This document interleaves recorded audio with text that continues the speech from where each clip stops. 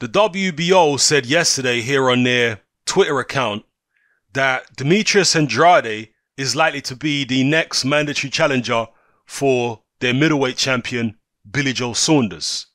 They've misspelled his name here. They really should get the spelling of their own champions' names correct, shouldn't they? But nonetheless, they've said that Andrade is likely to be Saunders' next mandatory challenger. Now, some people have suggested that Billy Joe Saunders may vacate his title, James DeGale style, rather than go through with the Andrade fight if it gets ordered by the WBO. I mean, I guess it's a possibility, but Andrade has been very inactive. I rate Andrade. I really do. I think he's an excellent fighter. I think he's a fighter who has gone under the radar in boxing for a long time. But that's largely due to inactivity. Now, Demetrius Andrade recently he came to the end of his contract with his promoter. So he's now a free agent, apparently, Demetrius Andrade. And obviously people are speculating that maybe he'll sign with Eddie Hearn, DAZN. I'm sure he will entertain that if Eddie Hearn has made him an offer, which I'm pretty sure Hearn has, because he's trying to make everybody an offer, right? So we'll have to see what goes on there with Hearn and DAZN and whether that will maybe lessen the chances that a challenge to Billy Joe Saunders could take place, because obviously in the UK, Billy Joe Saunders is promoted by Frank Warren and Eddie Hearn is Frank Warren's rival, right? So we don't know how that will work out in terms of making a Saunders-Andrade fight. But from Saunders' perspective, if I can try and hypothetically step in his shoes, Andrade's been inactive. He's a good fighter, but he's stepping up to middleweight as well.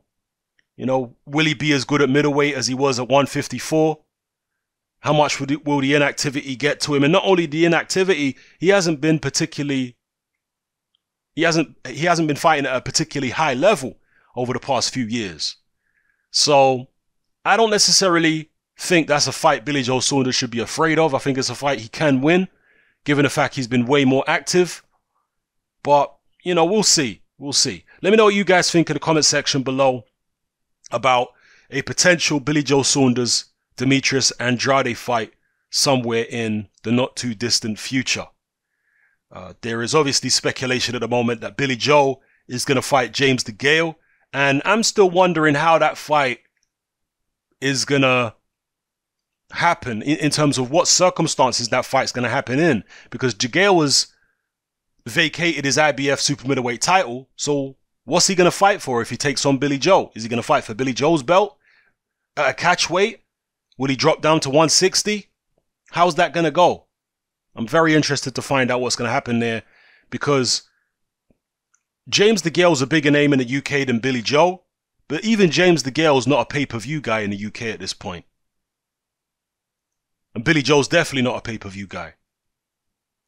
So if there's no belts on the line and it's just a non-title fight between James DeGale and Billy Joe, the general public in the UK are going to say, well, why should I tune in and watch that? That's just the way it is.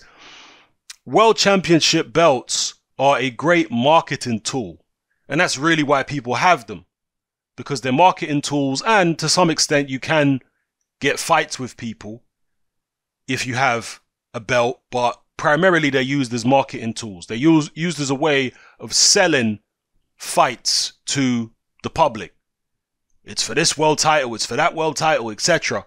People are more likely to tune in and even buy a fight on pay-per-view if there's a world title attached to it, because of the perceived prestige that comes with a world championship. So anyway, let me know what you feel about this potential fight between Saunders and Andrade. How do you think it would go if it did happen? Drop your comments below. It's Hatman, I'm out.